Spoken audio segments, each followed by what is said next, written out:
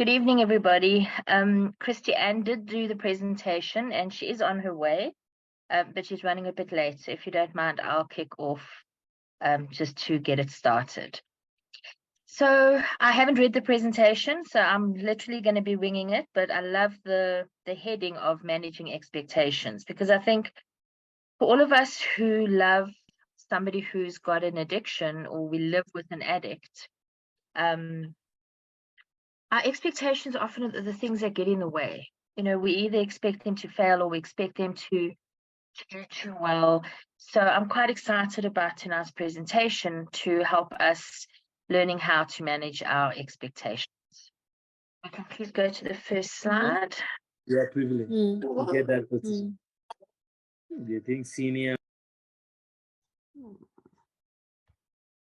Okay. Right, that previous slide was reality versus expectations. Just going to minimize the screen. Okay. Expectation setting for recovery. The way we expect recovery for our loved ones to be or go does not necessarily account for the reality of what we may be facing. It is important to understand that doing anything that makes us better is almost always more difficult than we expect. Addiction recovery is often something that is either deemed an impossible journey or, on the opposite extreme, easy sailing. And I think that's quite clear. You know, if you go back to the first time that your loved one was in treatment or you took them to rehab, you know, I think I can speak for myself. I really expected that the first time around, he was just going to get better. He was going to listen to everything they told him, and he was going to come out and it was all going to be plain sailing. In my case, it wasn't. Next slide, please.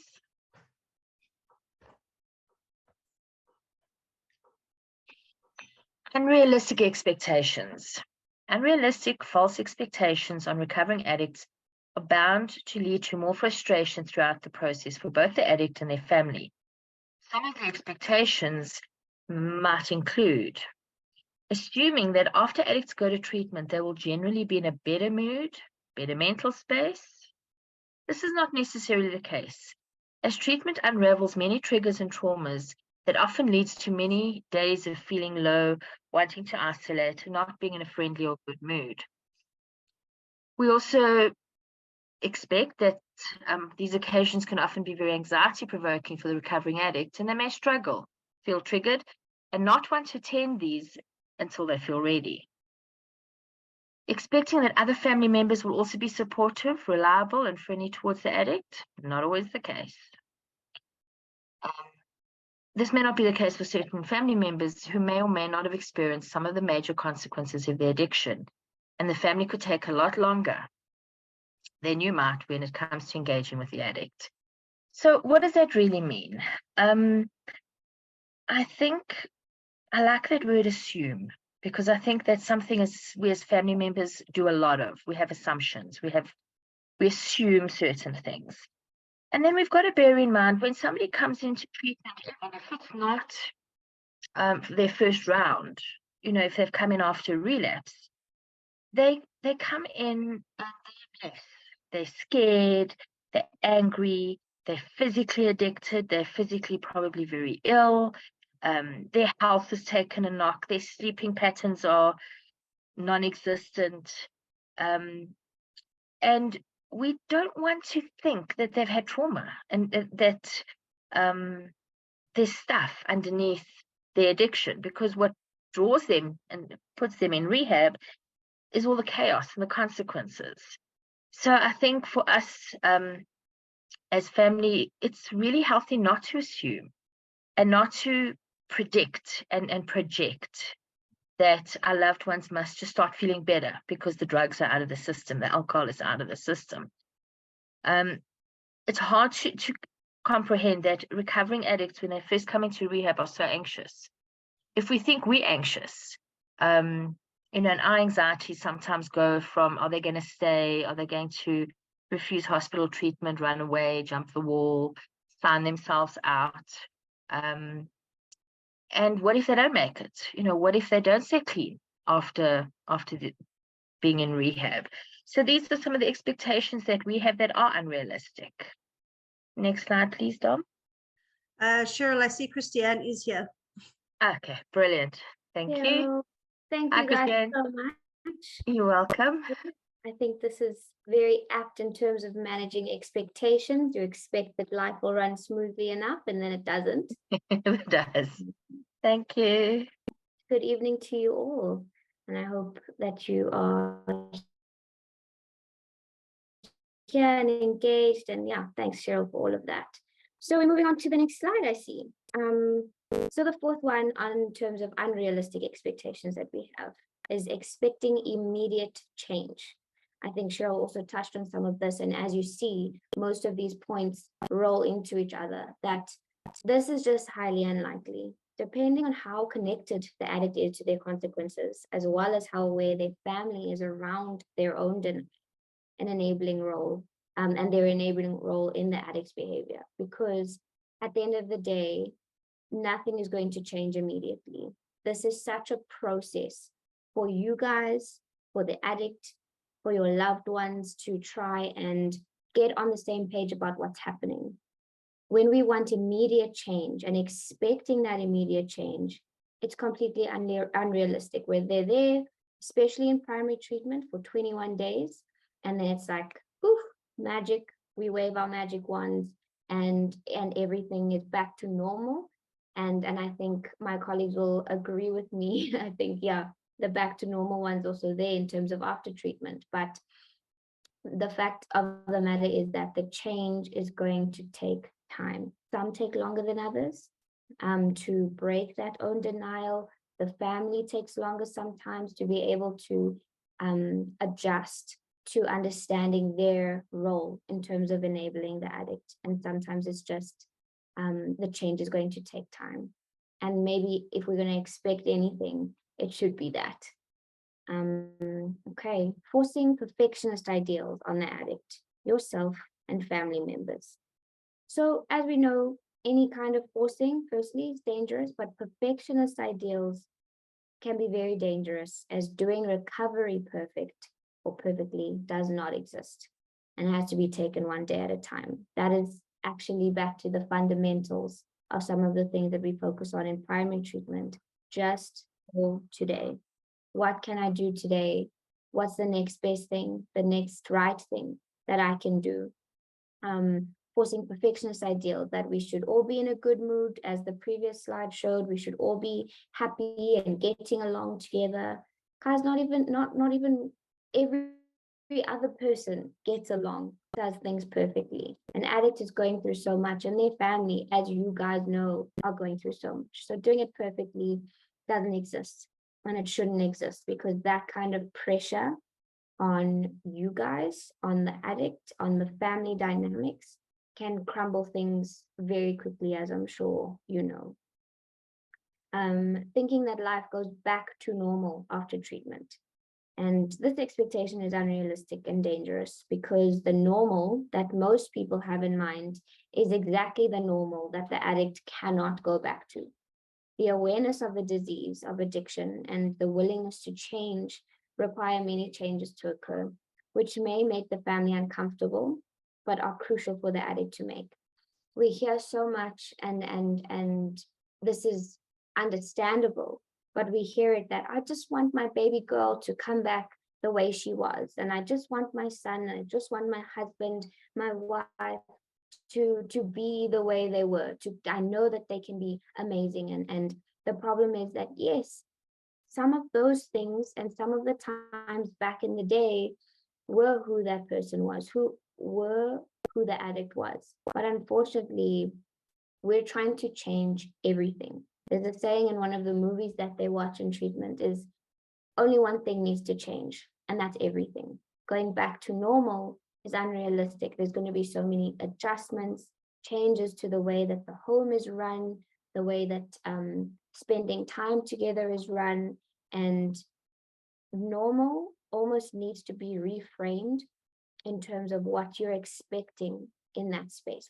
Are you expecting to, always spend time together, always see them? Because if that's normal, it maybe needs to be adjusted. Okay. And then thinking that addiction recovery will instantly or automatically solve other problems in life, such as financial difficulties, mental problems, all sorts of things that of course, those things exist parallel to this, and it's often made worse by the addiction, and it's often, sort of really relational dynamics, financial dynamics are broken with the addiction, and that happens. But it doesn't mean that in recovery, those things will automatically be fixed. So like it says, although most of these life issues or difficulties are intricately woven with the addiction, they are also realities that will not change overnight, the same way that the process of adjusting to recovery and what that looks like will not change overnight. Those changes, the financial difficulties, sometimes getting back to being in a stable space with your finances might take longer. Marital problems, perhaps that marriage was doomed from the beginning. Perhaps toxic relational dynamics happen, and we all know that they happen. And sometimes conflict isn't always just ensued from people using, people drinking. Sometimes it is just that there are issues outside of it, and it's not just going to change overnight. And we need to know that. We can't expect that it does. Mostly it will change, it will fix, things will solve themselves, boundaries will be put in place. But at the end of the day, again, back to step 4, it's not going to happen immediately. Or number 4, using addiction recovery terminology is tricky sometimes. Okay, number 8, expecting that addiction recovery simply means not using a substance. This is a big one that we get, because it's like, no man, they're not using, they're not drinking anymore, it's absolutely fine, they're fine. Or the addict themselves saying, I'm just sober. Being sober does not mean that you are in recovery. And this is a common expectation of recovery. But understanding that recovery does not only require the addict to stop using the drug of choice, but to engage in a recovery process that is intensive and that is absolutely necessary to keep them on that path. At some point, it becomes, I guess, just part of life that you don't use. And that's later on when you have a bit of clean time. But at the end of the day, especially very early on in recovery, especially as they're leaving primary, if they're going to secondary, if they're going to a halfway house, if they're coming back home and trying to plug into a recovery program, that's why we drill those sort of extended care programs, extended care in terms of plugging into the fellowship, extended care. It's something that they have to keep doing, and that families, that you guys have to keep coming to. Sometimes things slip. Sometimes we forget that we need to be on the same page about certain things that we need. And it's not about holding them accountable to going to the meetings, to doing their recovery things. They have to take ownership for that. But at the end of the day, it's also about, it doesn't just mean they're not drinking, so they're fine. Okay, next slide, please, Dom.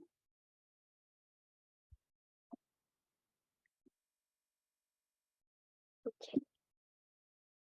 So sometimes there's dangers of unrealistic and unmanaged expectations. Sometimes the dangers are minute, and sometimes they're just, they cause conflict. Sometimes they cause your own overall well-being to be affected. And there are dangers of having unrealistic or unmanaged expectations for both the addict and their family. And some of these can include, and I'm sure you all can relate to some of these, disappointment. We are working right now under the premise that having unrealistic expectations will lead to disappointment. And it's a cliche, but it's a cliche for a reason. Because in the addict and in yourself and in the way recovery is unfolding and affecting overall family life, there can be disappointment with that. There can be an expectation, whether unmanaged, unrealistic, or even uncommunicated, that this is just not going the way that it should be going. it feels wrong. Something's not right.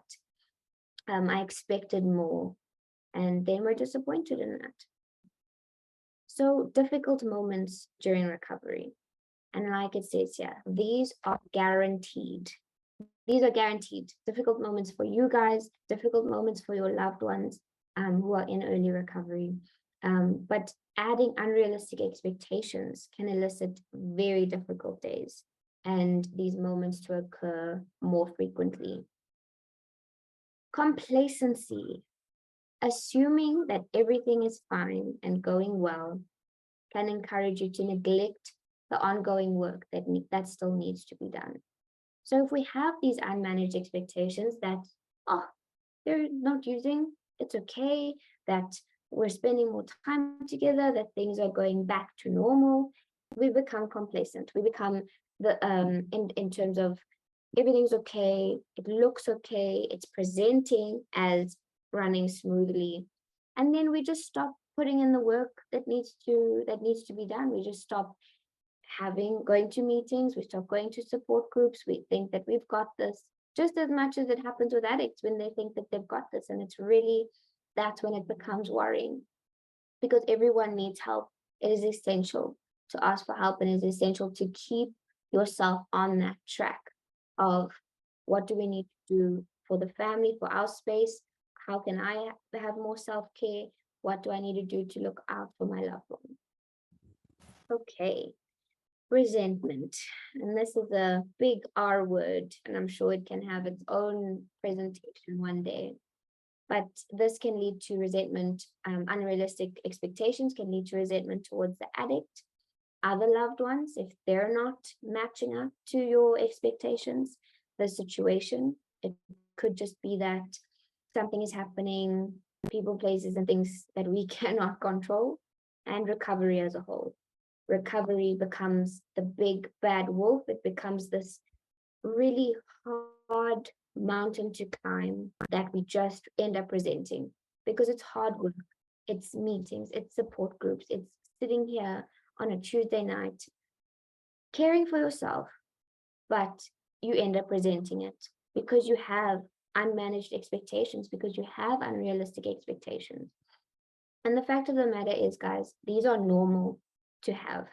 We all want things to go a certain way, but this is all about checking yourself, checking your expectations, or if you have any, and what they're doing, what they look like for you and your loved one.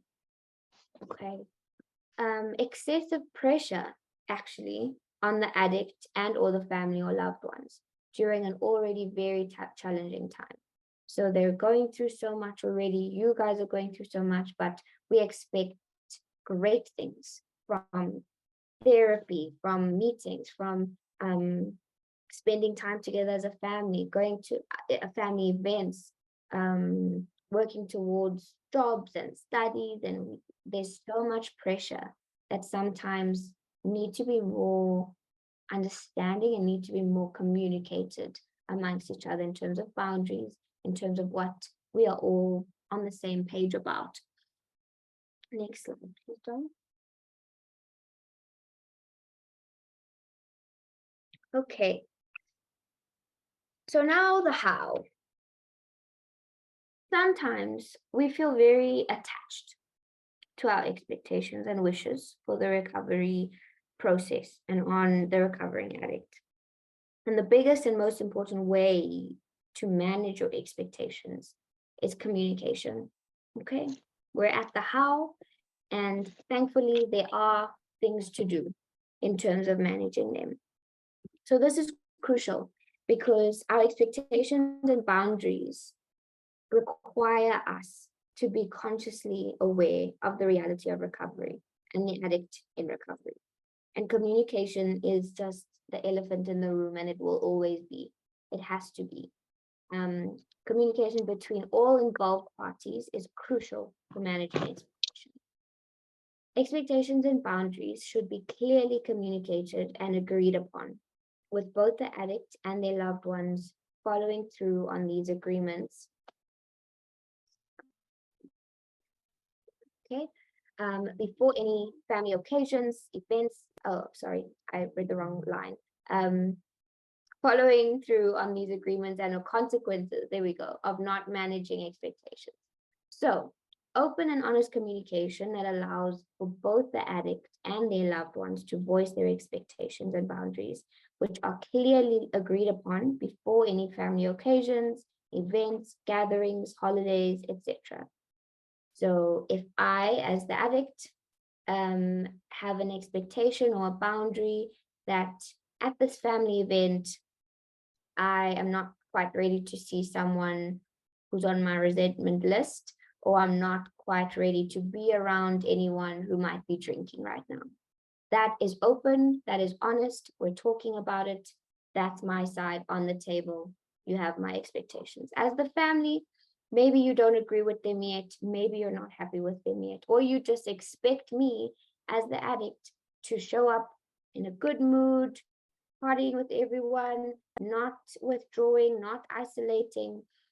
And the fact of the matter is, maybe I'm not ready for that. And we need to have that open communication first. When it comes to events, when it comes to holidays, especially, how are we going to, where are we going firstly on holiday? Is it somewhere that we all agree on?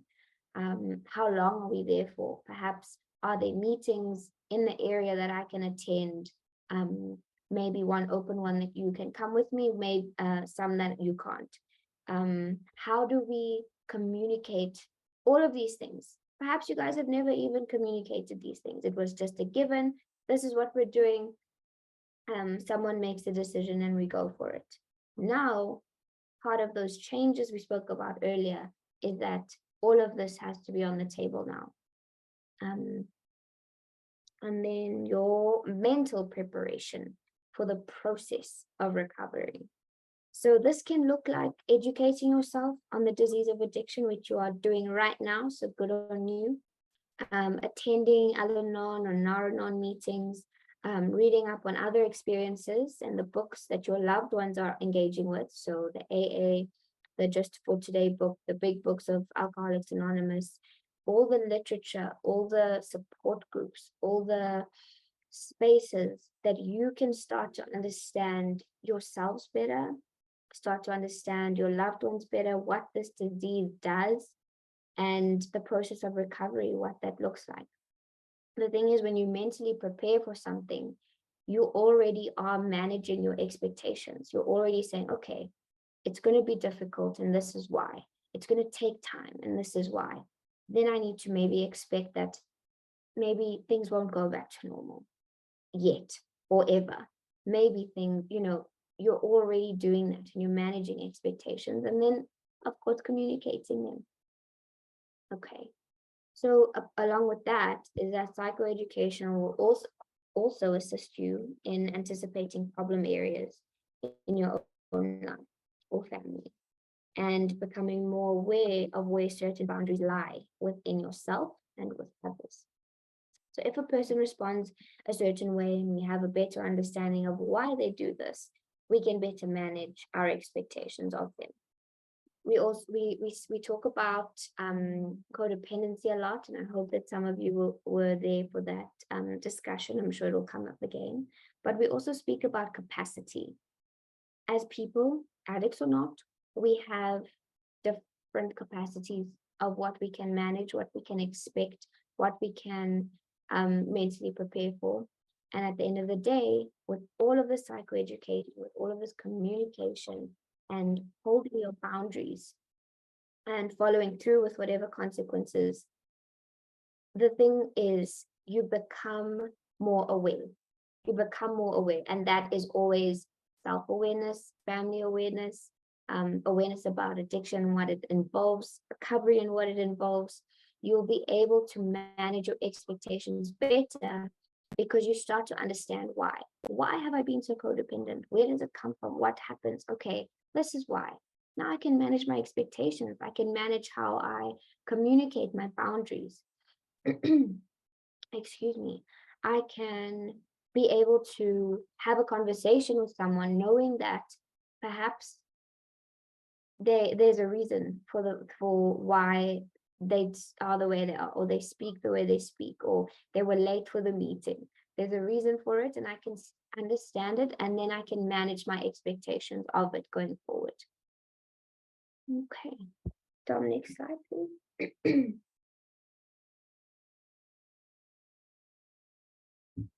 Okay, so we have more how-tos, which is fantastic, because I hope that you're all relating to some of these.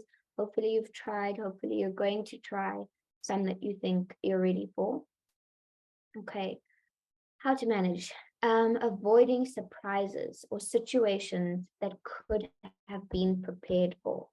So these can include, like we spoke about, family gatherings, uninvited guests, alcoholic drinks that are easily accessible or not properly labeled. Things like this can make you start feeling a bit pedantic and can make you feel like you are being really hypervigilant, that you have to watch for all of this. But if you, like the previous thing said, mentally prepare for it. Same thing with a gathering, with an event, with a birthday. We know that there can be no alcohol there. That's the boundary that's been put in place. Okay, cool. How do we manage that? Pretty easy, pretty simple. We don't order any. The people that are invited can be trusted to not bring any.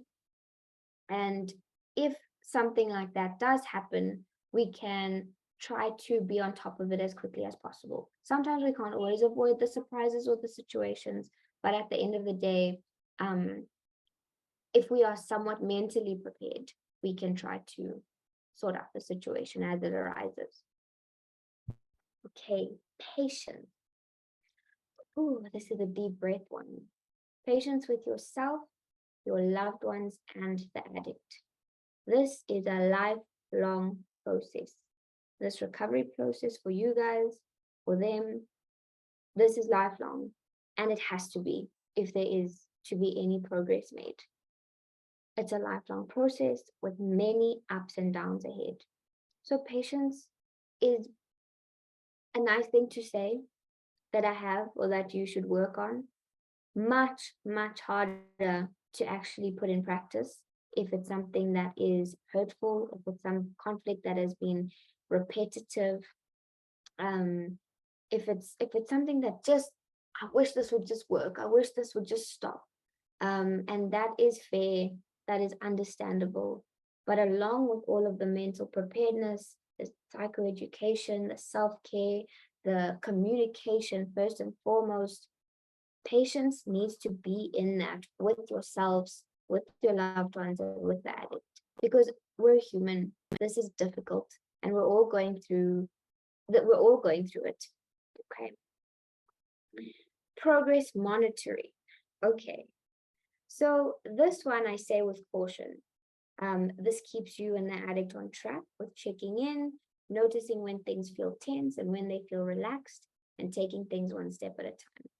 Progress monitoring also, I don't mean to put it in a way that means you have to be pedantic, you have to be hypervigilant, but it does mean that you need regular check-ins, regular communication. If that means we go for coffee and we have a meeting, just you and I, about how things have been feeling recently. You went somewhere last night and came home really late and it triggered me. We need to check up on that. What feelings is it bringing up? You were very over controlling this weekend when I came home, and that made me feel really uncomfortable and it triggered me. Okay, how do we manage this? Let's talk about it. I was worried, so I felt I needed to be hypervigilant. I feel like I need to take more control and more ownership of my recovery. How can we monitor this? That's all it means. Okay, when things feel tense, when they feel relaxed, how can we keep on the same page as loved ones moving through recovery together? Okay. Reach out for support. So everyone that's here, that's what you're doing. Keep doing it. This can be within the Fellowship of Al-Anon and Ar-Anon, through your own personal therapy or counseling, or engaging in important self-care methods that we spoke about, that allow you to acknowledge your struggle and ask for help. Plan for disruptions. Plan for them. So the one above says avoid surprises, but plan for disruptions as well. Planning is one of the best ways to outline and manage your expectations when it comes to what is within your control. So perhaps if I'm planning for something that, what can I expect could go wrong? Okay, maybe this person might come to the party. If they do, what can I put in place? What plan can I do to put in place to alleviate the problem? If I, these are just examples coming off my head, and I don't know if my colleagues have any other things to add in terms of any of these. But when the Serenity Prayer speaks for itself. What can I control? I can control X, Y, and Z. And if Z goes wrong, what can I do about it? Okay, I can step in and we can end the party. I can step in and I can call someone for help. This person is reliable and willing to help. I can call them. Okay, that's what you can do. So you have a plan in place. Don't assume that expectations are aligned. Back to the word assuming. And when I joined, I heard Sheryl speaking about this a lot. We can't assume that expectations are aligned, because this leads back to communication, to assess and agree on expectations beforehand. I can't assume that that my mom is just going to be the way she is. She's not going to start a fight, whatever the case is. I can't assume that before we've had that conversation. If we can align before, have the communication, and if it didn't happen and something goes wrong, it's probably because the communication wasn't there. It's probably because the expectations haven't been managed. Okay. Accepting that you, this is a big one, are not responsible for the addict's recovery. You are not responsible for it. Their recovery is on them. Your recovery is on you. And you have to work as this well-oiled machine, not perfect, but well-oiled, because what you can control and what you are responsible for, you must be able to prepare for that, work on yourself, work on your communication, work on your own mental health, because you can't take ownership of whether they've contacted their sponsor or not, whether they've gone to a meeting today or not. You can try, but it'll probably cause conflict. Their recovery is on them. And on that point, before we move on, I just want to check in with my colleagues. Is there anything else to it that they'd like to add?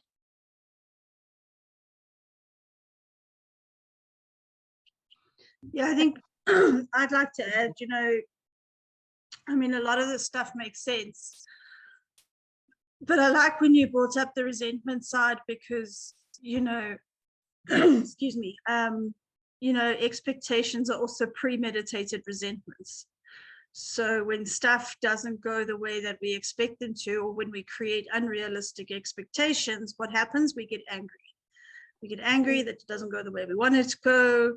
And it's very easy for someone to create unrealistic expectations, especially when, you for example, when you see your loved one coming out of treatment and they're doing well in recovery, their job's doing well, maybe they get a promotion, and then you start to think, okay, maybe that they don't need to do as much recovery as necessary. And then, or you just kind of let it slide that, okay, everything's fine, it's all fixed, and then they relapse. And then you get upset because of a relapse. So I think, yeah, those were just the two things that I wanted to add. Thanks, Dawn. Yeah, thanks, Christiane. I think for me, what really stood out is their recovery is their responsibility. Because I think our family expectations are, if I'm this perfect mom or sister or daughter or son, husband, and I go to all these meetings and I do what people ask me to do, that's going to prevent their relapse. And they're going to be encouraged. I remember, I'm laughing because two things really stood out. I used to, in the days before internet, I used to buy every book and put it next to his bed. And it was all the recovery and the 12th step in the big book. And it really gathered dust. Sometimes he'd sell them because, he needed money for drugs. And I was gutted, because look at what I'm doing for you. Why are you not picking up the baton and running with your own recovery? And then the saying that tough love uses all the time just has been running through my head as you're speaking, is it's our responsibility to stop making movies. And that's what those expectations are. Our expectations that come up either from the resentment or from our other expectations is, it's Steven Spielberg can't come up with the stuff that we do. We have to stop making those movies, living in the now, and taking personal responsibility. Like, that's just really stood out significantly for me. So thank you. Thank you, Sheryl. Absolutely. Okay, next slide, Dawn.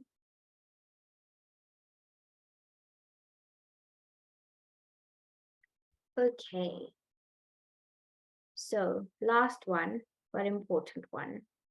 Realize that removing expectations from your relationships is not only wise, but kind. It allows for a sense of freedom within the relationship for all parties to understand any and all rules of engagement. So removing expectations, and I phrased it as kind, but I also wanted to be managing, specifically managing expectations is not only wise, but kind. The sense of freedom that I'm speaking about here is because I don't have to be a frantic, anxious mess about what my partner is doing, my daughter is doing, anything. I don't have to be a mess, because I know that the rules of engagement are as such. We've communicated it and we are on the same page. If anything goes wrong, it is due to some other conflict, it is due to something, or people overstepping your boundaries, people not respecting the expectations or the boundaries that you have put in place. The thing is that things can still go wrong. Those things can still happen. The conflict can still occur. But the problem is that on your side, you are not left with a feeling that, sure, I could have done something more. You've done it. You've communicated. You put the boundary in. Okay. I could have done more. I should have been there. I should have, etc., etc., etc., because of the expectations that you've had on yourself, the pressure that you put on yourself or of your addict, the whatever it was in the previous slides. But in terms of the rules of engagement are now understood. We can communicate this. And if we're struggling with communication, then we ask for help. We reach out for support. That's what we're here for. That's what this is all about. Help is essential. But the problem is that managing your expectations can take a load off you and your well-being and your all of this, your mental preparation for things, the way that you communicate. It can just alleviate some of that pressure, and that can be helpful for conflict. Okay, I'm going to open up the floor, and I see we have a message in the chat. I'm just trying to open it. It says, I'm struggling with appreciating what it is that I need to stop doing myself to not aid the behavior. Absolutely. I see that you say you're struggling with appreciating what it is that you need to stop doing. And I think that perhaps you know that you've perhaps been enabling, almost excusing some of the behavior to not aid the behavior. I'm guessing you mean the addict's behavior. I think that it is difficult, and it is going to be difficult when it comes to looking at how you and your behavior has unfolded with this problem, not caused it, but unfolded together with the addiction, because addiction is a family disease. And we can preach this to you every day in different ways, that it is the addict that uses, that manipulates, that lies, that steals, and it is the family that enables and excuses, and the cycle continues like that. It's difficult. It is really hard to be able to try and stop doing that, because I think, and I don't want to put words in your mouth. If you want to speak and tell us a specific event, that would help. But I'm almost thinking that you're struggling because you have framed your behavior as love, and as you love your son, your husband, your wife, you love them so much, and you're doing that for them. But unfortunately, it's just been enabling, and you need to start, or what the struggle is now trying to reframe that as, I do love you, but it's tough love now. I can't tolerate what has been going on. I don't know if my colleagues have anything to add to that.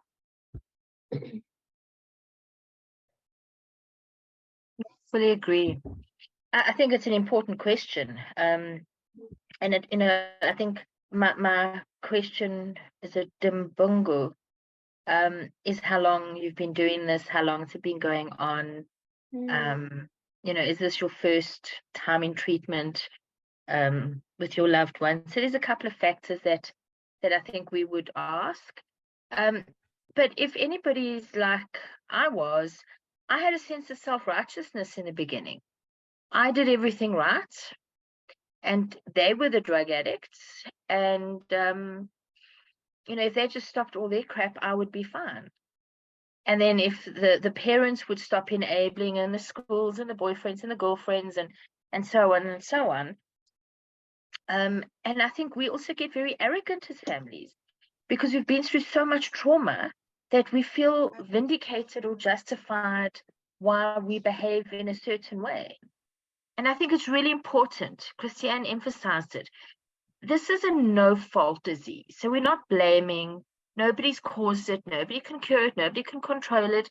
But we do contribute to it. And we contribute exactly how you were saying, that if I try certain things, if I love in a certain way, if I speak in a certain way, if I'm accommodating, then they won't need to use drugs and alcohol. Or, maybe they'll see how much they're loved, and then this will all stop. And the truth is, and we'll read it in our closing preamble, this is a disease. Christiane said family disease. And the way that I interpret it is, the addicts use and the family gets sick. And we get sick because we don't even know what we're thinking and feeling. We go mad. We think we're mad. A lot doesn't make sense. And at some point, it's got nothing to do with the drugs, but it's got so much to do with the behavior and what we've allowed. But because of the danger of narcotics and alcohol, that we get trapped into thinking we've got to act swiftly and we've got to move. But the truth is, it's about the behavior. It's a disease of denial, manipulation, more, and it's not us. We as families, even if 10 people in the family are addicted, the 11th one doesn't have to be addicted. But we are become responsible for ourselves. And if I could please move on to the next question, because I think that's also very important. Can you define what tough love looks like if it seems that mental disability is evident? Christiane, do you want to run with that, or do you want me to? You can start, Sheryl. Okay. Renette, for me, it's very simple and very clear. Tough love isn't something we do. Tough love is how it feels when we make tough decisions that go against our norm. So, I think in the 80s, tough love, and I am a previous tough lover, so I do advocate it. We thought that you had to kick them out. We thought that you had to, almost bully them into submission. But tough love isn't that. It's about making very tough decisions that hurt us like crazy, and that we we can't actually change our children, our loved ones, our partners, our parents, but we work on changing our own behavior, and inadvertently that starts to change them. So tough love's not an action. It's a process of change where I make decisions that are unorthodox and don't feel right. Because probably I'm codependent. You're saying if it seems that mental disability is evident, and I think that at the end of the day, it doesn't change what tough love is, and it doesn't change the process that Cheryl's just been talking about in terms of making difficult decisions when it comes to how best to take care of and to take care of yourself and to take care of your loved ones. It doesn't mean that with mental disability we have to mollycoddle them. It doesn't mean that we have to kick them out either, but finding a balance for you when it comes to, actually, I've been too lenient, I've been too enabling, just because there seems to be something mentally wrong, there seems to be something like that. At the end of the day, tough love has to look the same regardless. And I think perhaps, I don't know if you're looking at it as disorder, as disability, I don't know what it is, Renee, but it doesn't actually matter, because at the end of the day, with what you're doing is firm. It is firm because it's different to perhaps lenient and what our previous mom was talking about. But it is a difficult decision that you need to make consistently to show love and to show care. I hope that answers you. Yeah. And if I may, I wish Dr. Tia was still here, because I'd like to get a sort of figure from her, but just from our experience, probably 8 out of 10 of our patients have a mental disability, a mental health condition, either a psychiatric mental health illness or personality problem. So it's across the board. It's effective, but it's tough because of what we have to go through. And your next part is he experiences it as rejection. Now what? I think you've got to check if it's manipulation first. When they're finding fault with the boundaries that we are setting, it means that they're not really committed to recovery yet. They've still got a little bit of a way to go. They might need to, do a few more months of 12 steps or a bit of treatment or more therapy, or crash sometimes, like in my case with my family. But it's not tough love that rejects people. It's their perception when they don't get their own way, which is a mental health condition on its own. Yeah, absolutely. Renata, I hope we've helped. This is a difficult area for many, but for many families going through this process, it is difficult. Yeah. But it's something that you can empower yourself to work on and to be, because you know that you love them, whoever they are, you love them, but it needs to look different for their sake and for yours, whatever that love looks like. And they'll get on board. It will happen. Boundaries are love in a different form. That's what it is. There's another chat here from Lauren. For example, if the family has always had Christmas together and there has always been alcohol and festivities, etc., do I, as a mother of the addict, not join the family? I cannot expect everyone else to have an alcohol-free day for the sake of my daughter. It would then be the first time that I cannot have a family Christmas. Yeah. A whole lot of time. I think we need to pick up on this very soon in another kind of presentation. You know what, Lauren, for me, it's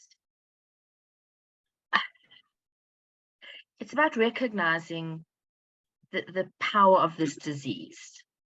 And I use the analogy, if your child had skin cancer and you were told that you couldn't play tennis outside, you had to braai indoors, you had to close the curtains, we wouldn't hesitate. We would just do it because it's going to save their life. But when it comes to family functions and pleasing everybody else, we get all uncomfortable and all awkward. I think each person has the right to make the decision that's best for them. But I am an advocate for keeping a sober house for at least 12 months. And that's in your house, not necessarily when you go out. It does mean that certain people have to look at their own drinking patterns, and maybe they're uncomfortable without alcohol being present. But we must stop making excuses for people. Alcohol is not a good, safe, beautiful thing to party with. You know, we're not talking about mineral water. We're talking about something that is very harmful and will kill our loved ones. So we have to look at very, very realistically. It's long discussions, many debates between the families. I can tell you, I have kept a sober house for 23 years, and it works very well. Those who don't want to come, don't come. But those that do, do.